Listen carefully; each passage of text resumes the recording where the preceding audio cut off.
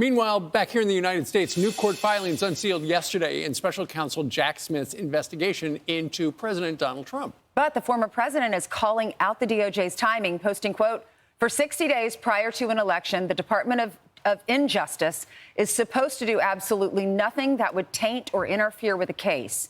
They disobeyed their own rule in favor of complete and total election interference." Joining us now is Fox News legal analyst Gregg Jarrett.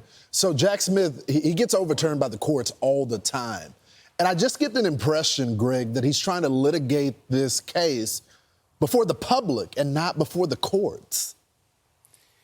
Yeah, he's trying to have a damning trial of Trump without a trial in the face of the fact that he couldn't get a trial before the election. And, you know, releasing this motion, this court filing, it sure looks like blatant election interference.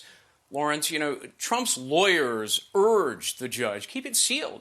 It'll impact the election. The judge did it anyway with almost no discussion, and there's no good reason to make it public. It's premature. There isn't even a trial date. So I think this was done knowing full well media and Democrats would seize on provocative details, publicize it to affect voters and damage Trump. And sure enough, as I looked at television, the internet, newspapers, that's what's happening. But, Greg, is there really much new here? I mean, Jack Smith has already made his case before the public and painted it broadly. This just has some detail to it that we had not heard before. And Trump's own lawyers don't even want to respond to any of the stuff he wrote about until 3 weeks after the election, and they won't have to. So much of it, Steve, you're right, is gratuitous. At times it reads like bad detective fiction. A lot of it is irrelevant and inadmissible. Conversations that other people had that are not connected to Trump directly. So it seems like deliberate election interference. And the incendiary details notwithstanding, Smith's basic accusations are the same that we've heard all along. Nothing's changed. The theme that Trump deceived people, well, if he honestly believed he won, it's hard to prove otherwise. What do you as a lawyer think he's doing? Is he trying to manipulate the language? I mean, because you say it's basically the same. Is he manipulating the language to get around that immunity decision?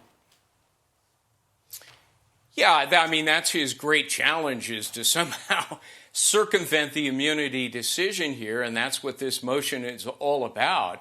The problem for Smith is a lot of his evidence and testimony comes from public officials and their conversations with Trump, including the vice president. Under the Supreme Court decision, that may well be protected information and thus inadmissible.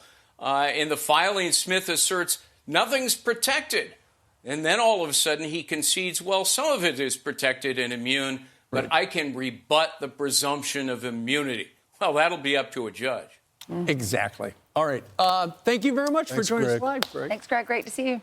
I'm Steve Ducey. I'm Brian Kilmeade. And I'm Ainsley Earhart. And click here to subscribe to the Fox News YouTube page to catch our hottest interviews and most compelling analysis.